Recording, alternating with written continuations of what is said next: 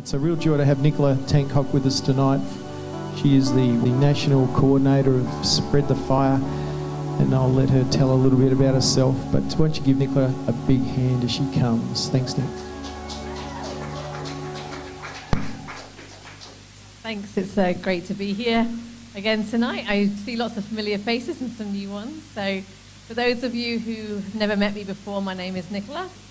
And I am, as you can tell from my accent, not from Australia. I'm originally from England, and I've been out here 3.5 years now.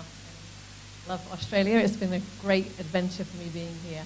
And I work for an organisation called Spread the Fire Australia, and some of you may have heard of the International Leader School, the ILSOM that's happening in a few weeks. And I'm one of the people who kind of organises those kind of events around Australia. And really our heart is to see people's lives transformed by the love of God, especially the Father heart, knowing the Father. And, you know, we get to go into different places around Australia, different churches, and also overseas. And I've just come back from 6 weeks over in the Philippines and had an amazing time over there. So it's great to be here tonight. And I thought I'm just going to share my own journey of how did God find me? What's my salvation experience? What was that like? And really just to share some things about my life and my journey with Him. And one thing I just say about God is that He is so faithful to us. And one thing I've learned about Him on this journey, His love never fails. And His grace never fails. He is loving and kind and gracious and compassionate. He's slow to anger. I'm so glad He's slow to anger. And He's abounding in love. And those are the things that I really believe. And it says that in the Bible. It says in the Word that, you know, the Lord, He's gracious, compassionate, slow to anger, and abounding in love. And I can say in my life that's so true. You know, we can read it in the Bible and go, oh, that sounds nice. But you know what? God wants us to know in our hearts that the things that are in the Bible are really true to us. And that's His heart for us, is to know that, you know, the things in the Bible, the things the Word says about who God is so true. And I just want, can we get rid of that mic? I feel a bit dazzled here. So I grew up in England. Anybody else here from England or got ancestors in it? Oh, a few people. Yeah, the Brits. It's great. I enjoyed growing up in England. Well, that's a bit better. I can see now. Yay! And I'm going to tell you a bit about my life story. I grew up in the family, my mum and my dad and my sister. We didn't go to church when I was younger. We had no connection with church, no concept of who God was. And when I was about 8 or 9, I can't exactly remember the exact age I was, but friends of mine went to Sunday school. Now, I always thought Sunday school was like going to school during the week, but on a Sunday. And I thought, oh, well, I don't really enjoy school, so going on a Sunday would be even more boring.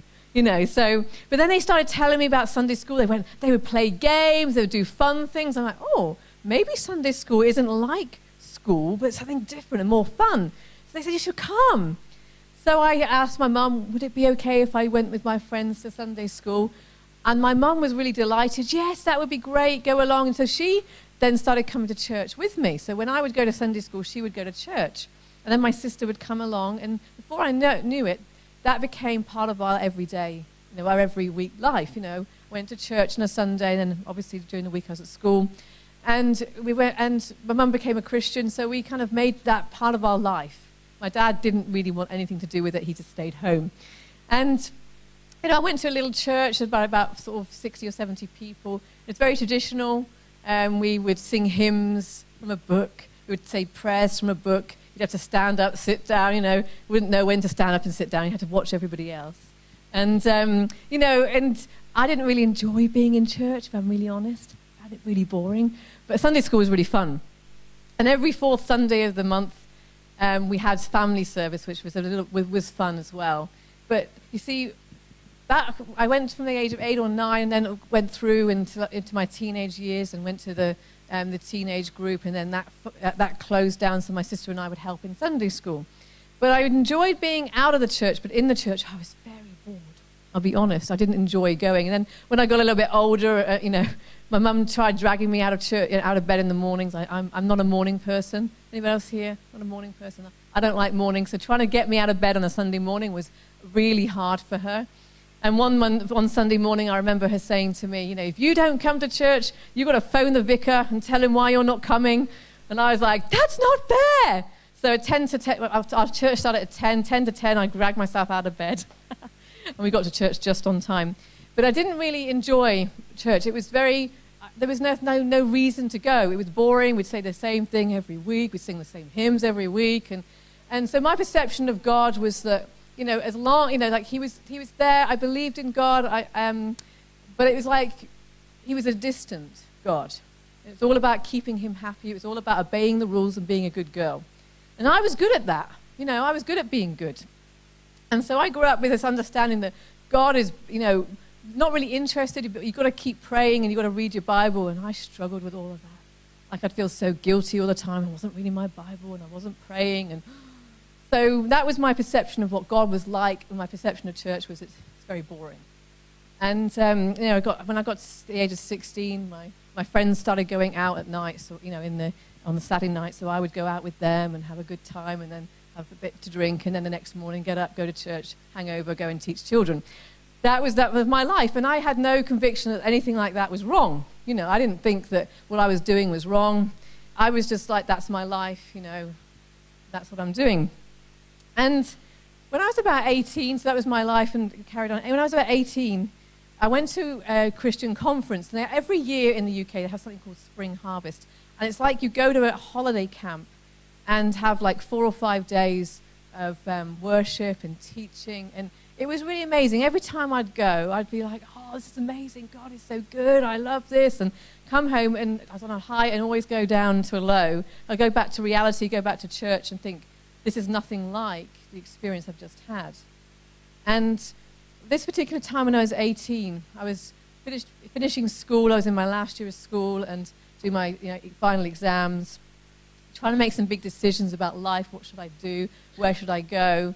18, you're meant to have your whole life sorted out, aren't you? Well, it felt like it to me. And I had no idea what I wanted to do. And I was at this event and just, again, just had an amazing, time. And, worship was amazing and teaching was great. But I came back to reality of like, well, that's just this conference. That doesn't happen in church. That's not real life. That's not Christianity. That's just a conference. And when I came back, and something changed because my mum said to me one Sunday, I'm going to this other church for the evening service. And I'm normally like, okay, that's fine, you go ahead and go. But something in me that evening said, I'm coming with you. And I went to this church, and I noticed something different about this church. I noticed that they had worship, and they would just be quiet. What are they being quiet for? Like, why are they, they're talking to God? Like, they're listening to him? What's that about? We don't do that at church. And then they had worship, and they had like a proper worship band. I was like, this is amazing. And I found people my age. That was even more amazing. My sister and I were the only ones in our church at our age. And when I was there, I met somebody that I knew, and they said, oh, come out with us. And so every Sunday after that, in the evenings, I would go to this other church.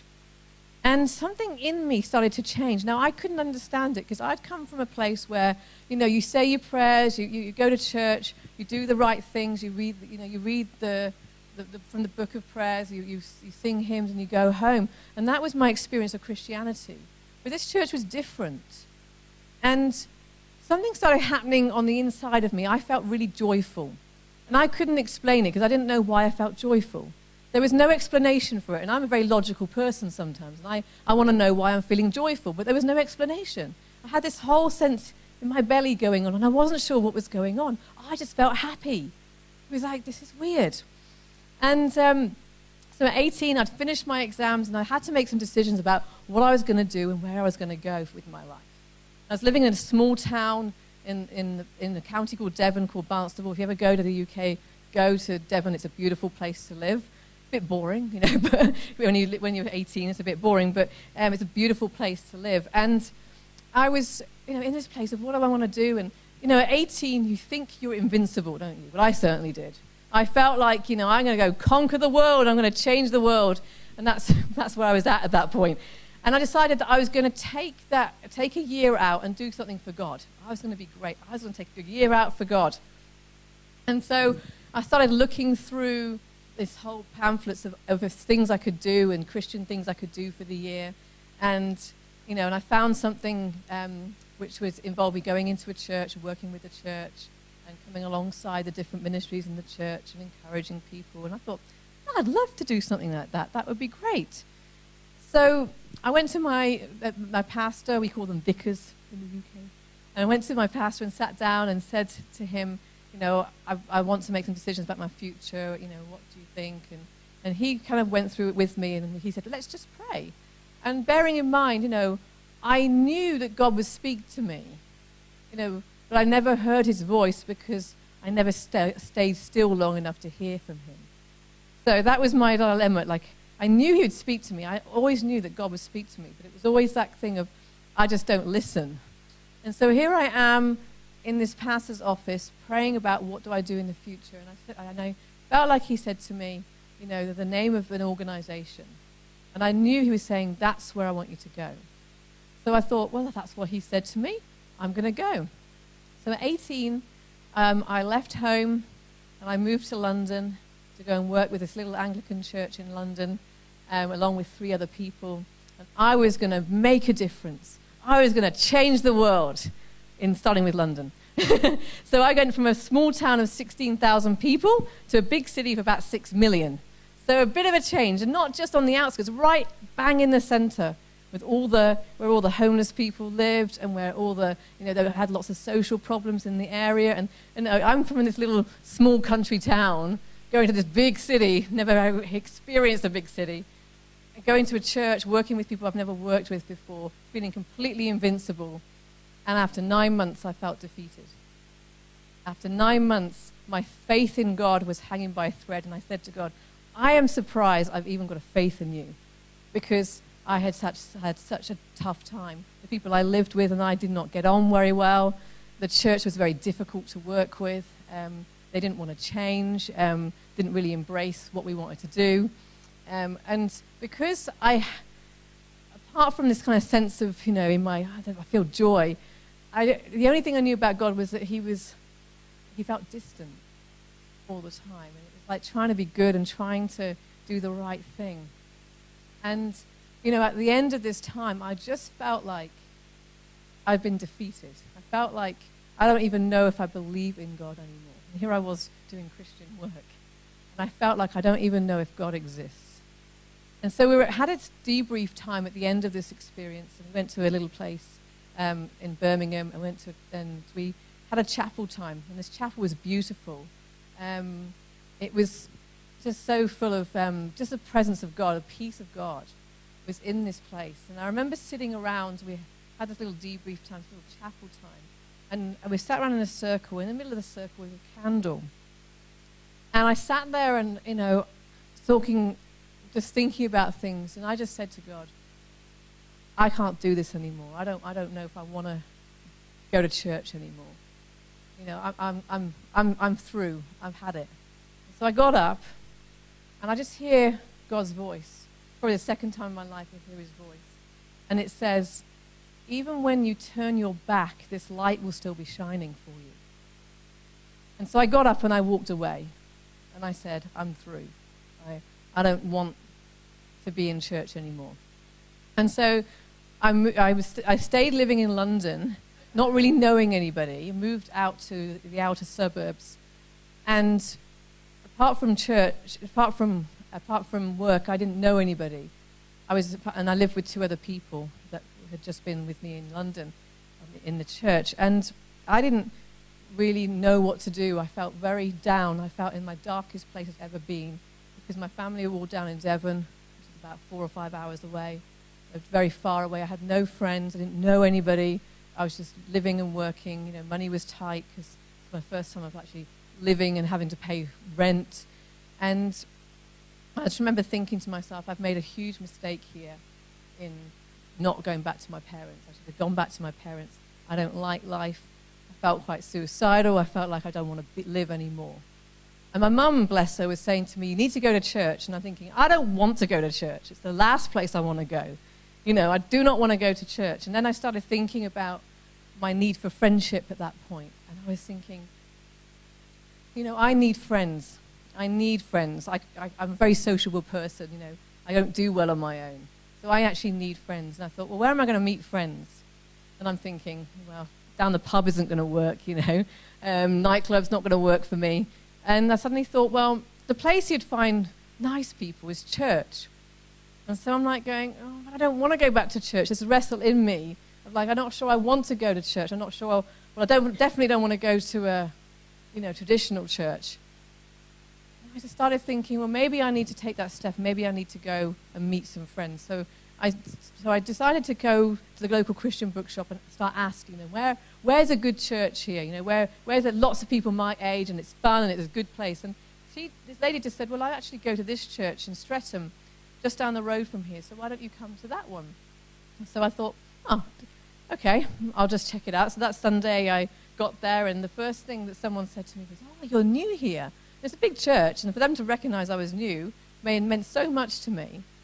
And that Sunday, you know, I met somebody else, and they said, oh, you're new here. Oh, it's great to have you. What's your name? And, you know, and then the youth pastor came up and introduced himself to me. I was 19 at this age, and said, oh, you know, come for lunch with us. And suddenly it was like, he said to me, who are you, where are you from? So I told him my story. And he was like, just right there. He started introducing me to people. From that day on, like, I had instant friends. It was like I was invited into the community very, very quickly. They met up with me during the week and, you know, helped me to do a few things. And before I knew it, I had friends. And that was amazing, because I had no friends to having lots of friends. It was amazing. But what happened was that stirring in my heart and belly that happened a year previous, that joy feeling, that I feel, you know, so happy, started returning to me. I'm like, and I couldn't understand what was going on. All I knew was suddenly I was joyful again. Suddenly I was happy again. Suddenly there was a contentment in my heart. And I'm like, what's going on? This doesn't make any sense. Because in my head, you have to understand, my head, I was a Christian. And what I knew about, you know, Christianity was, as long as you believe in God and you go to church and you're a good person, you're a Christian. That was my experience. That was what I was taught and what I believed about Christianity. It was all about being good. It was all about behaving and abiding by the rules, going to church every Sunday, and, you know, and believing in God. So I ticked all those boxes. So I was all those things. Well, I'm not sure about the good, but I thought I was good. And so I was out for the day one Sunday, and on the bus, and I felt God say to me, I want you to give your life to me. And I'm thinking, why would I give my life to you? Like, I don't understand that. What are you talking about? You know, it doesn't make any sense. It's a random thought. Don't understand what that's about. And that evening I went to church, and there was a girl sat next to me. She gave a word of knowledge in the meeting and said, there's somebody here who God is saying they want her to, want them to give their life to him. And I was like, God just said that to me hours ago. And here she is saying exactly the same thing. I think, you know, I think she's talking about me. So I look at her and go, I think it's me. And she was so excited. She goes, oh, that's amazing. I didn't know what I was doing. I didn't really understand it. So she prayed with me, and, you know, and I was like, okay, she prayed with me. That's great. I've given my life to Jesus. That's great, you know, because I didn't understand the whole concept of being born again. I didn't understand the whole concept of giving your life to Jesus. I thought I was a Christian. But you see, from that point, so many things started, you know, falling into place. So much of the Bible suddenly made sense. The sky was blue, the grass was green, the flowers were in full bloom, even though it was autumn. You know, it was amazing, because suddenly I wanted to spend time with God. I couldn't wait to get in his presence. I couldn't wait to read the Bible. I couldn't wait to pray. You see, that's what happened when, you know, when suddenly I had this revelation of God. And that was my salvation. And I didn't understand until 3 months later what had happened to me. I often have experience. I've learned in my life, I have experiences with God that I can't explain usually for 3 months or 4 months. Anybody else have that? You know, you have experiences, you don't understand them at the time, but then a few months later, they make sense. Oh, that was my salvation. Okay. You know, so when people said, when did you get saved? I go, I think it was around September 1996. I think it was around then, because I can't remember, because it happened when I didn't expect it, and it wasn't in my grid, it wasn't in my understanding. And so 3 months later, I decided to get baptized. And I was really excited about getting baptized. And then I realized just before I was getting baptized, I didn't really understand why I was getting baptized. Like, what is baptism about? Like, because I just seen other people do it and thought, I'm going to get baptized. And I wasn't actually quite sure what had happened to me in the last 3 months. And I remember lying in bed saying, God, I don't actually understand what I'm doing or what this is about. And for the first time, I think in my whole sort of experience with God, I realized he actually started speaking to me. The Holy Spirit started speaking to me about salvation, about the cross, about the taking away of sins, and about what baptism was about. And it was my first experience of being taught by the Holy Spirit. And I remember kind of having this revelation. This is what I'm doing. This is what's just happened to me in the last 3 months. This is when my pastor at my church, way back when I was a child, would talk about the bridge.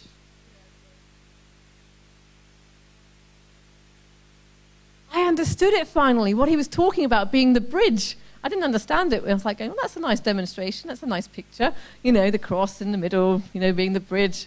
But you see, I started to understand it. And so my baptism was an amazing experience because I had experienced God speaking to me and teaching me about the salvation, about what that was about. So that was awesome. And so I could leave my story there and go, it's amazing, isn't it? Salvation's awesome. But you know what? What's even more awesome than salvation? Salvation is awesome. Is the fact that God has kept me walking with him. You know, like, it's amazing. I look at my life and look at the lives of many other people I've met who got saved but walked away. But the thing is, you know, the more I learn about God, the more closer I get to him, the more harder it is for me to walk away from him because he's so kind to us. He's so good to us. And you know, the key things that I've learned in my relationship with him is he loves me unconditionally. And do you know what unconditionally means? Without condition. There is no condition on his love for me. I don't have to get it right all the time. I don't have to perform. I don't have to do lots to get his love. His love is without condition. He doesn't say, right, to Nicola, to be loved by me, you need to do this, you need to go and do this, you need to be this person. There is no condition on his love. And I did not know that for so many years of my Christian walk. I just believed that his love was conditional on my behavior, on how much I did for him, you know, and how hard I worked for him. I believed if the more I did, the harder I worked, the more I prayed, the more I read my Bible, the more approval I would get from him and the more love I would get from him. Well, that's a load of rubbish. Without condition. Love is without condition. You see, my salvation, I did not earn my salvation. I was not a good person. But see, God, you know, he came and he met me and he lifted me. And what I love about, I look at my salvation, it's like he met my need for friends first. You know, he met my needs first, but he knew my deeper need was for him. And he's like that. Sometimes he'll meet our practical needs before then he'll meet our spiritual needs. Like he knew that I needed him. But he said, I'm going to put her somewhere where she, first of all, finds the friends that she needs. Can then find me. You see, and he's just been so faithful to me. About 2 years into my walk with him, I felt very bound up in my life. And I remember a time when I said, I actually felt freer as a non-Christian than I do as a Christian. And the reason I felt that was because of the bondage from my past, church experience was that it was all about how good you were. It was all about your behavior. It was all about how much you did for God. So as long as your behavior was, perfect, then, God would love you. But you see, my belief was when I messed up, he was angry with me and he didn't love me. You see, and that caused me to feel very bound up. Caused me to feel that whatever I did never pleased him. And so I remember thinking, I don't know if I want to keep on in my faith because I feel so bound up. I felt freer when I was a non-Christian. I could do what I wanted and I didn't feel guilty. How many of you have ever felt that sometimes? When you do something wrong and feel guilty and condemned. How many of you know that's not from God. See, I didn't understand that. And I was just feeling guilty and condemned the whole time. Like every time I'd think something wrong, say something wrong, that was it. God can't love me anymore. And I've messed up. I'm waiting for his punishment, waiting for the thunderbolt from heaven to strike me on the ground. And, you know, and I remember kind of thinking, I don't know if I want to do this. I don't know if I want to continue on in my faith because I don't want to be bound like this. And I remember I was saying, I'd been invited to a meeting in another church in Croydon in South London. And they said about this couple called John and Carol Arnott were going to be there. I had no idea who this couple were. No, I ended up working for them for 5 years, you know, in the end. But I'd never heard of them. And these people from my church were saying, you should come. It's going to be an amazing meeting. So I had arranged to go that evening to this church in Croydon to hear these people speaking. And on the train to work that morning, I'd got to a point in my faith where I was like, I don't know if I want to keep doing this. I actually don't understand what this is all about anymore. I'm not sure I want to be a Christian. That was where I was at. And I just said to God, you have to come through at this meeting tonight, because if you don't, I'm walking away. I know, I'd got to my end, and I said, so I need you to come through. So to be honest, I didn't expect him to. But I went to this meeting, and John and Carol were talking about forgiveness. And you know, I went forward for prayer, and you know, some things happened. And something really amazing happened to me that night. Now, I can't explain it to you. It's very complicated, and I don't want to go into too many details, but something happened to me that evening that started a journey for me of healing in my heart, of being unbound from all the things that had happened to me in my life. And God showed me the next day, when I was in a bit of a state about some things, you know, that he desired freedom on the inside for me as much as he desired freedom on the outside. And I'd never heard anything about inner healing. I'd never heard that God wanted to restore our hearts. I had this understanding that it was all about trying to modify your behavior so you looked good all the time. And nobody knew that you were broken. It was all about being happy and doing the right thing and pretending you were, yes, I'm fine. But you see, God started to say, I want freedom on the inside. And he started me on a journey of, you know, him, you know, teaching me how to forgive people, to let go of the hurt. He started a journey of the heart, because he says, I want your heart healed. I want your heart restored. I care about the inside of you. And I remember just looking back on that going, wow, you know, I said to God, if you don't come through tonight, he came through. He's so faithful to me because he wants me and he wants you. He's not going to let go. I realize that every time I think he's going to let go, he holds on tighter. He really does. You know, I've wanted to walk away a number of times, but he's always held on to me. He's always drawn me back to him. He's been so faithful to me. And probably the key revelation I had, and probably changed my whole perception of him, was just one vision I had, and it really changed how I saw him. And it was doing a message on the Father heart. When I first got to Toronto in the year 2000. I'd never heard the message of the Father's love before. It was a foreign concept that God was a father, even though we pray, Our Father who art in heaven. I'd never thought about the concept of God being a father to me. You know, as far as I'm concerned, he was distant, and it was all about just doing the right thing and behaving right all the time. So I was in this ministry time and have this vision, and I always felt that I never measured up to God's standard. I always felt I failed him, and I always felt that I was unforgivable. Has anyone ever felt those ways? I don't think it's just me. But I always felt like I was never good enough. And so I always felt sinful. And so even when I got saved, you know, and I gave him all my sin, I just still felt like I was never good enough. I still felt like I was full of sin. And I never pleased him. So the kind of concept of going before a holy God in the throne room of heaven would be absolutely scary for me, because all I would think that he could see is my sin and all the things I'd done wrong, all the things I thought, all my actions. So this day I'm in this vision and I'm on the beach, and I grew up near the beach, so it's one of my favorite places. And I see a vision of the Father, and he has his arms wide open, and he's smiling at me. He's inviting me to come into his arms, just as I was.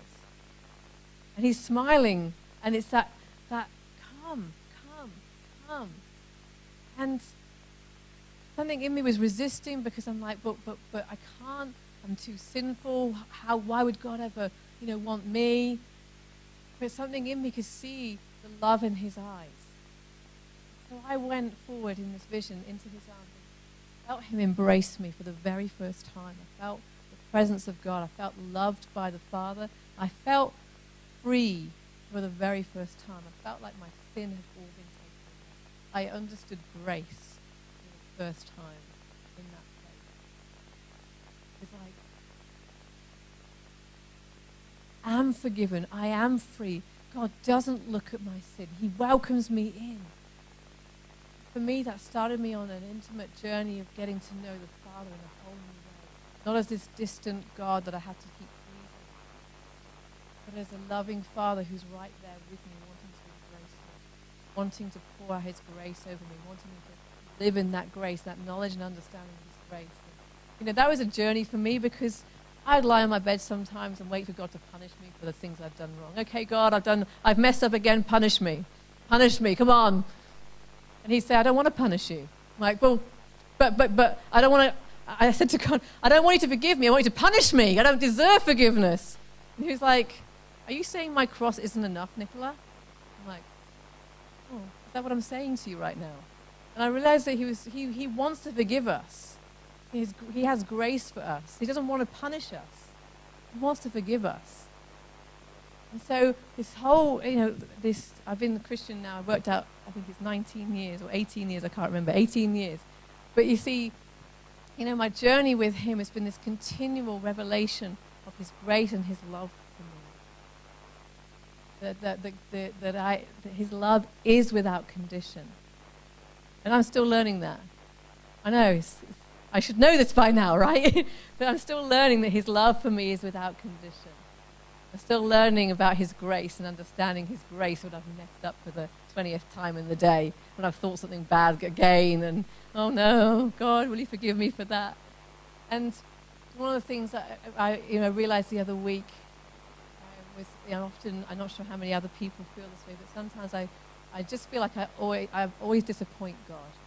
I feel like I disappoint him. And I'm not sure whether I'm the only one who feels like that, but often I kind of compare myself to other people. Not a good idea.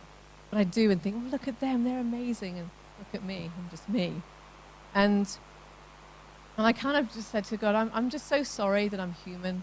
I'm so sorry for my humanness and all the things I do wrong. I'm so sorry, God, that, I don't pray a lot all the time. I don't read my Bible enough. I'm sorry for all these things. And I'm just sorry that I'm human. I'm sorry. And I just heard God saying, I love you in your humanness. And it was like, for me, it just really broke something in me that, I don't have to be perfect. I don't have to get it right all the time, because I have a God who loves me. And his love restores me and changes me. His love is enough for you. You don't have to be perfect. You don't have to be perfect. His love meets us every time. His love never fails us. His love never changes. He doesn't change his mind about any of us. He's the same yesterday, today, and tomorrow. Love is consistent, and love is without condition. Who wants to know a God like that? Who wants to live in that love? Because he's so faithful to us. He's so faithful. Every step of the way, he's been faithful. My journey with him, my walk with him, I couldn't have done it. I couldn't have done my walk with him for 18 years without hearing his voice, without spending that intimate time with him, without the revelations, without reading the Bible. Like, I need to hear his voice. I have learned I need to hear God's voice. It's like, if I don't hear it, I feel like I die, It's like, I feel like for some of you, it's like he wants you to know his voice. He wants you to know his love for you. He wants you to know that his love for you is without condition. You know, he doesn't look at you and compare you to anyone else. He looks at you with love. And he just is so proud of each of you. He's like, he's a father who looks on you and loves you, no matter what. And you know, his love has been what's changed me. I am powerless to change myself, but his love has changed me. And I remember just sort of looking at the Bible, reading through some of the Bible stories, especially when Jesus was walking on the earth, and realizing that, you know, the encounters with Jesus, encounters with him, is what changes us, changes our mindsets about who he is, and changes our hearts. You know, God is the only one, I believe, that can change our hearts. He's the only one that can change us. I've tried to change myself. You see, his love has changed me. Love has, you know, just shown me more and more who he is. He wants to continually just take us from glory to glory. He wants us to understand more of his love for you, understand more of his love. Who would like more revelation of his love for you? Who would like to be transformed more by his love? Let's just stand, and we're just going to invite him to come and keep transforming us. We're going to ask him to come right now and show us something about himself that maybe we've never seen before.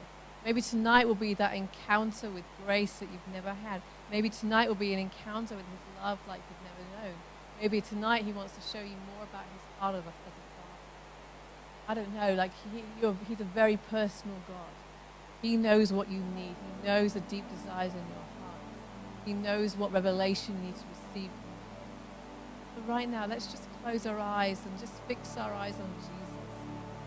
Fix our eyes on him. He's an amazing God.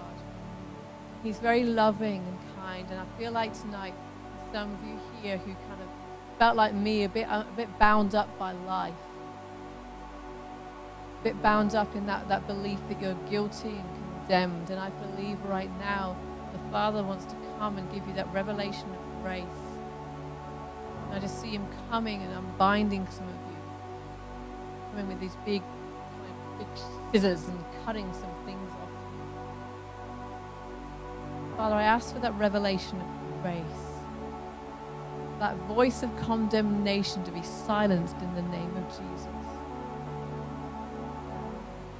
For the grace of the Lord to come over, the grace of Jesus to come and flood over you.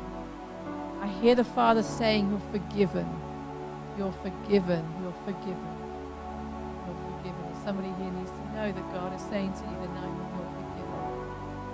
Your sins have been forgiven. You're no longer condemned.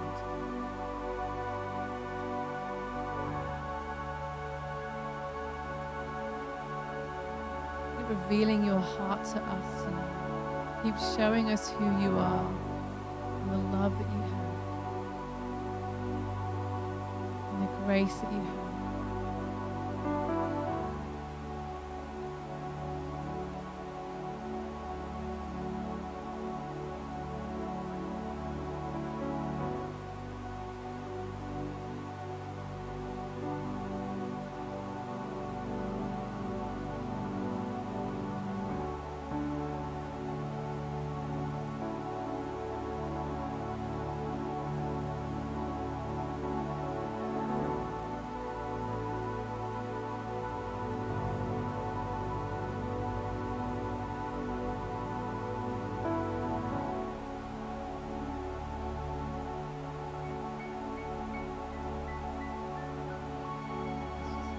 River flowing right now.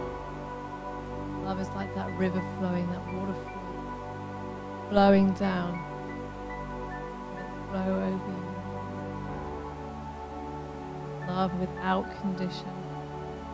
Father, I ask right now that any conditions that we've put around our hearts that have said, you know, you can't love me because of this and you can't love me because of this. Come and break those conditions down.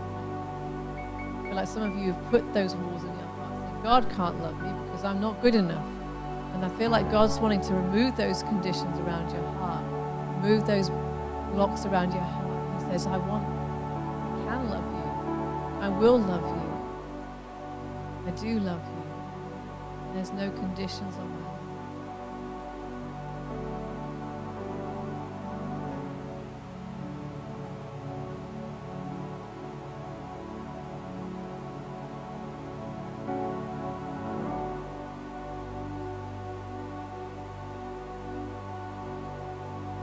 Reminded of this Psalm 139 as it talks about darkness, even the darkness, light to God. And I feel like some of you feel like you're living in this place of darkness, as you feel like you're in this place where it's dark, and God is saying, the darkness isn't dark to me.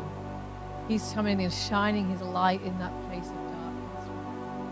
I just see him coming, and just who he is just radiates light in that place of darkness. I thank you, Father, there's nowhere we can go. It's too far from you, that even the dark place we feel like we're in, you come and you shine